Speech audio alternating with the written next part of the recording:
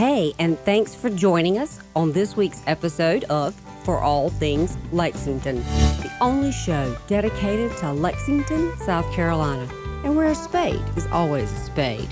Here we'll talk to and about people, places, groups, things to do, and places to go in and around Lexington, South Carolina. I'm your host, Angela Barrett, and this is For All Things Lexington. Brought to you in part by GervaisStreetBridge.com, Columbia's most unforgettable free-to-list business directory.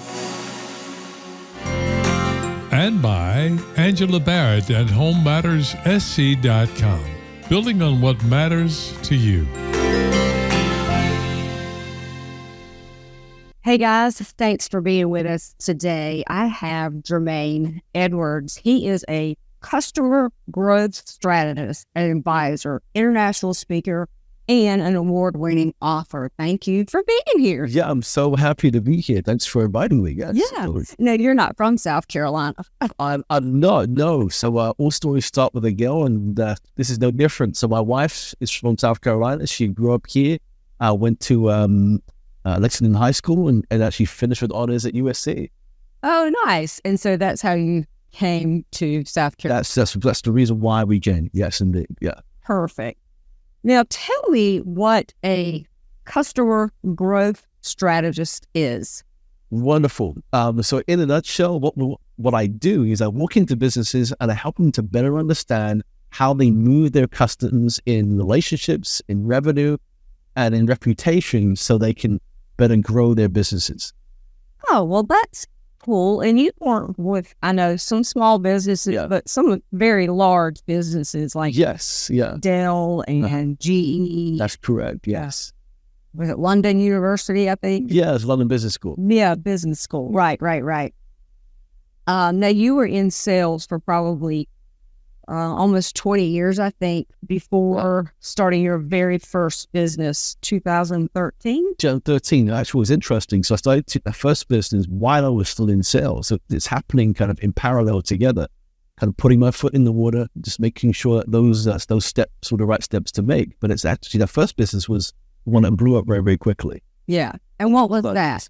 So that was actually NPP International. That was a business that was primarily focused on placing medical and pharmaceutical practitioners into speaking opportunities.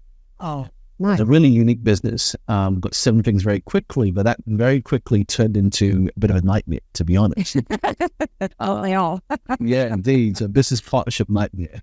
Yeah. Is what happened, but yes. So now walk us through since 2013 businesses you are and where you are now.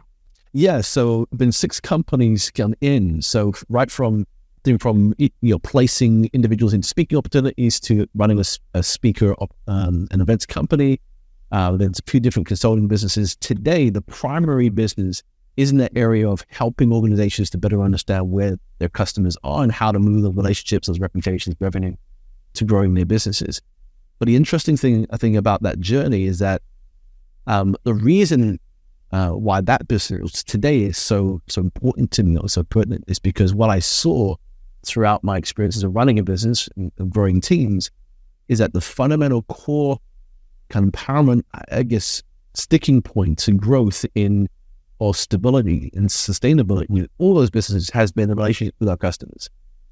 And the more and more I saw that, the more I saw how different the operations were across many different organizations, and began to see what organizations were doing things really, really well and what organizations worked. And just putting those things together along with my sales experience, I began to see a very unique opportunity to go help businesses make some differences.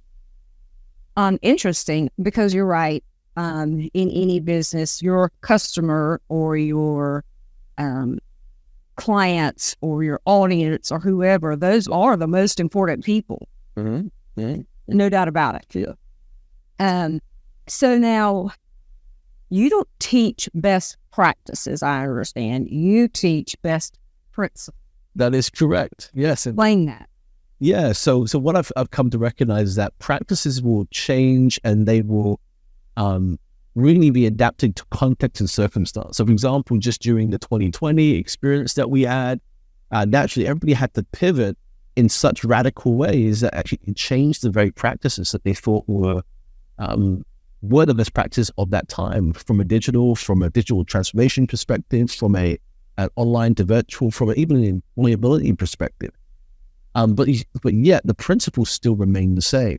There are principles that govern how we think about the things that we do in our business, and not just what we do. So the moment you begin to focus on how we think about it, and not just what we do, you begin to open up new opportunities for knowing how to approach something in a more unique and more specific way that gives you greater leverage and greater advantage.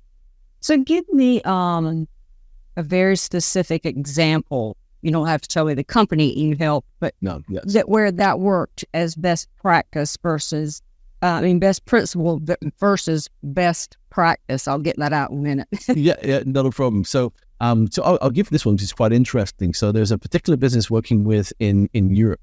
They had 7,500 customers. So there's a $200 million company. And from those 7,500 customers, only 197 of those customers were actually driving 95% of their revenue. So about 2% of their business, 3% was driving a significant part of their business. Now, within that, they were adopting the same practices for all 7,500 customers, but only 197 were really winning with.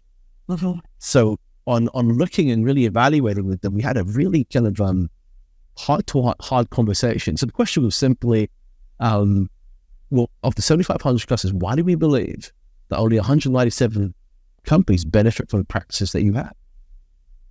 And they couldn't answer the question. So what we did is we did some interviews with 197 these particular companies, and we extrapolated certain points of reference, certain principles that were certain ways of thinking that were applied to these businesses. And once we did, we extrapolated 3 to 4 principles that were being applied. So one of those principles, which is quite unique, was you get sent to who you sound like. And so what was interesting is that when approaching specific managers in the business, what would happen is they train their sales individuals to speak through the lens of the CEO. And so whenever approaching, let's say, the operations manager, they'd simply say, "I've been reading some things from the CEO's report. And here's what I noticed about what he was saying." And they'd speak from that lens. And whenever that took place, the credibility went up, the importance and significance of that conversation went up, and they were given more time, more energy, more attention. And that was applied to these 197 companies because they just happened to be quite large businesses. The moment they began to apply that same principle across more of the business, more of those customers started to elevate in stature. So so that particular example is quite unique, but it's these principles exist in every business. Right. And the moment you take time to really understand what moves a customer, it changes your business entirely. Yeah. That is very unique, but a very good example. Thank you. Now, I think let's talk how to turn customers into partners. I know that you gave one example, but give me a broader how that happens. Yeah, so one thing I began to look at much more seriously, particularly the last 2 to 3 years, is understanding the journey that a customer takes with you. So as soon as you come in, as soon as a customer comes into your business, the first thing they're thinking about is, have we made the right choice? And so the first few months that you're working with that customer, your only priority is to get a result, to demonstrate to that individual, to that company, that you were the right choice. Now, once you've got past that first result, what tends to happen after that is that we begin to, as a business, start to think about how we get in deeper with that customer, how we upsell that customer. And what I'm saying for most businesses today is that that's the wrong approach. I'm saying we need to invite them into a story of a result that is beyond our products and services. And so the way we do that, a little bit like you would approach giving a speech. You don't just start out. Just don't start. Absolutely. Here's for your thing. Yeah, and here it is. And kind of start with a story. Okay. Absolutely. And so there are these 3 stories that I tend to discuss. It's the story of the relationship between you and the company, the story of your brand, and the story of your product. Mm-hmm. And when you approach a particular business, a customer, these 3 stories are always insightful.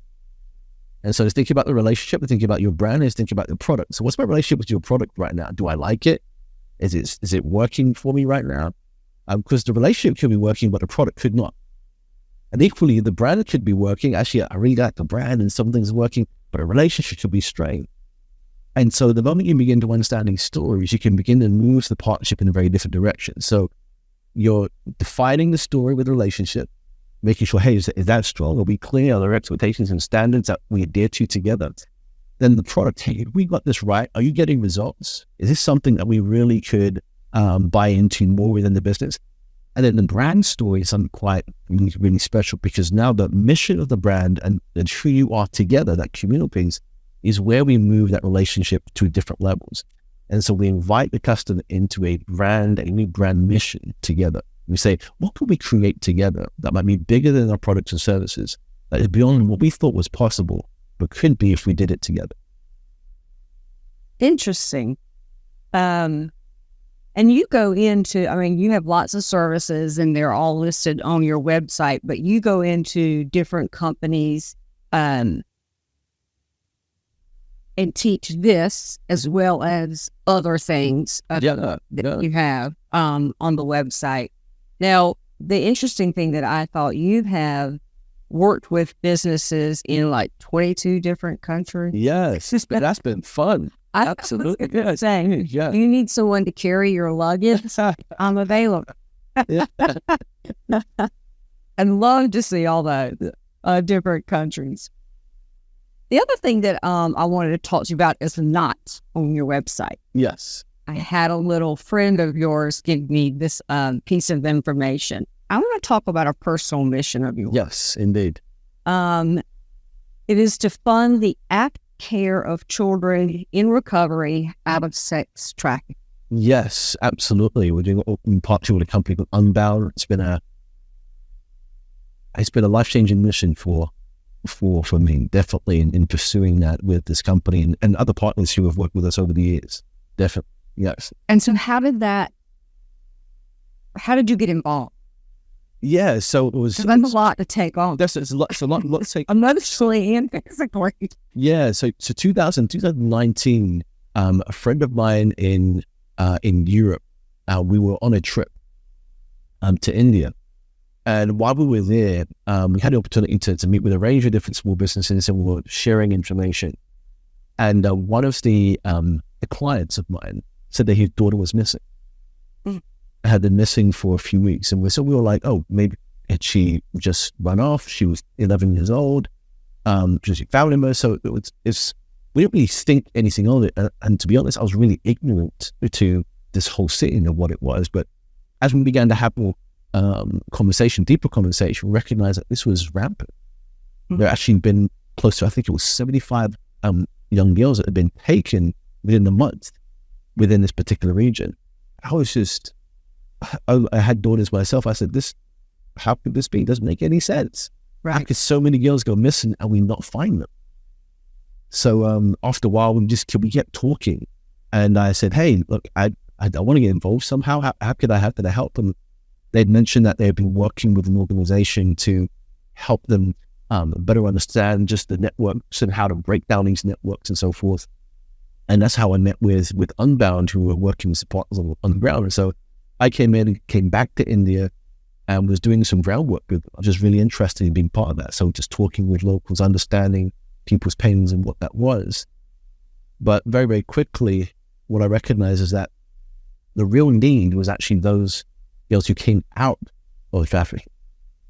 There wasn't a lot of services available to them post-16, post-18. Like, this is a significantly traumatic event that coming out of. Been in trafficking from 8 years old, coming out at 13, and then having to reacclimate back into society of, where they're having to rebuild trust with adults again in significant ways. And so I saw that, and there's a huge deficit, and many young ladies and young boys who come out of that fall back into certain lifestyles past 18 because that support isn't available. So I said, well, what can we do about that? And that's where that fund began. So started out with that fund in 2020, and we had raised about $100,000. to start that out. But it still wasn't enough. Yeah. It still wasn't enough. So we said, okay, well, what would need to be true about our business and the relationship we have with my customers for us to be able to fund 1 million kids over the next 10 years?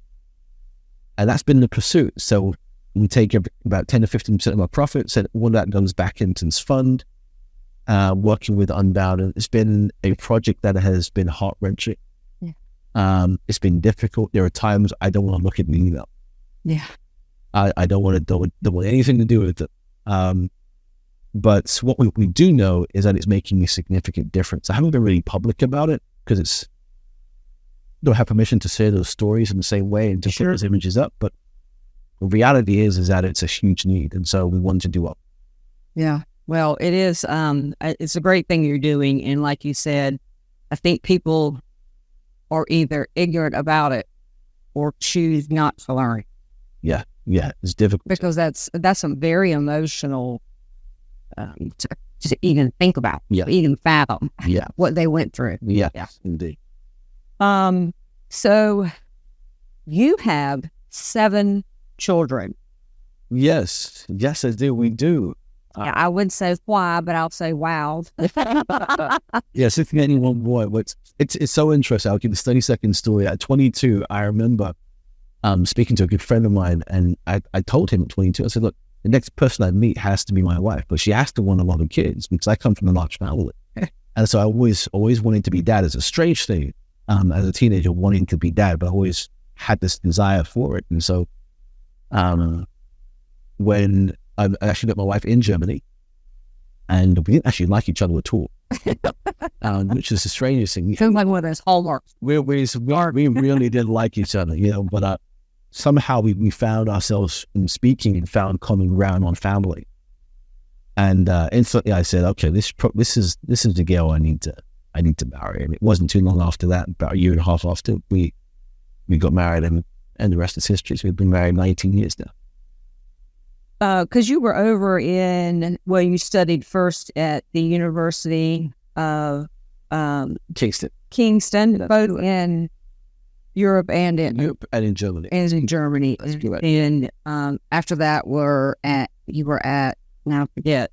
Yeah, so Liverpool for a master's in behavioral psychology. That was some years later, but yes, at Liverpool. That's correct. That's correct. I was like, I know. Yeah. And so you met your wife over at the university in Germany. That's correct. Nice. Now there's a little story about a dancer, maybe. Yes. Yeah. Absolutely. God, you got all the stories down. So while in Germany, I'm not sure if anybody of you listen to were like me, but as a student, I was terrible with money. I really was. So I thought I could just make it the next day. Right. It was one of those frivolous things that you think about as a young person. But I remember coming back from a class, and I was truly broke. I knew I needed to pay rent that week. So I said, okay, let me just find an opportunity locally just to do something, find something with my hands to do. So as I was walking down this particular street called Lynchstrasse, which is right on the way to like a big complex like the mall and so forth that you're on, big place where businesses are, I walked past this dance studio. I said, you know what, I'll walk into the dance studio and figure out if there's any, whatever comes. So I walk into the studio, and the owner comes up to me immediately as I come in and says, oh, you must be the dance teacher. And I go, yes, I am. And so we had this really interesting conversation. She says, can you teach tomorrow? And I'm like, absolutely. How much is it? And say, great, well, you get paid based on how many students attend. I said, absolutely fine. Let's make it work. So I leave that place 15 minutes later, and I run to a place called Karstadt, which is almost like I'm not sure what the equivalent is here, but they sell DVDs and CDs like a music store. Right. So I go there and I buy like DVDs on choreography, trainings. The last cash I have, I go and buy this. I skip classes the next day, and I just watch every single choreography DVD that I purchased. And that evening, I taught a class. That evening, I taught a class. I had 30 students. Oh, nice. Yes, things. I was really surprised. But they had made this really public announcement that hey, we've got this international dance teacher coming in.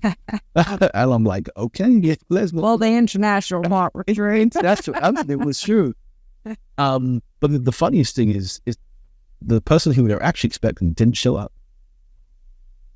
Wow. So it's just, It was fate. It was fate. It was providence. God willing. So that turned into 8 months of teaching, and I truly enjoyed it. And I could call myself the legitimate fake dance instructor who made it. So yeah, that's a good story. I love that one. I was a dancer myself. It's beautiful. Yeah, and we even went to Columbia College here as a dance major, and it is a grueling. If it's a major or your profession. Indeed. Yeah. I was injured a lot. Yes, it is grueling. So, if people want to get in touch with you, it's JermaineEdwards.com. That is correct. And you have all of your services listed there, whether it be speaking or now your book. I know it's on Amazon. I did see that. Yeah, so the Key Account Hack. So that was my first book, 2016, featured in Inc. magazine. Actually, it's somebody sells books to read. And that was the first kind of launch pad to really showcasing some of the lessons I was learning. Right. So yes, that book still sells today. Right. Since 2016, but that's one part of the different offers and product services that are available. Right. And there were several different services to companies. That's correct. And I'm going to try to name them because I'd mutilate it. That's all true. Yeah. All right. So I've got a final question, and this is a personal question for you. If you could have the attention of the whole world at one time, tell me what you would tell them in a sentence or two at most. Yeah. Give me a wrap. So the whole world at one time.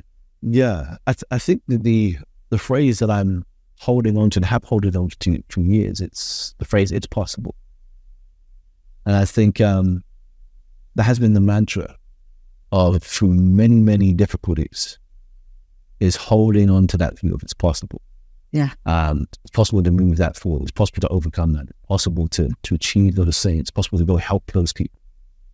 It's possible. And so I'll offer that to everybody who's listening. Yeah. And wherever you are, I like it. It's possible. Yeah. I like it. Yeah. Well, thank you so very much for being here today. It's been a pleasure. My pleasure. Indeed. Thank you for having me.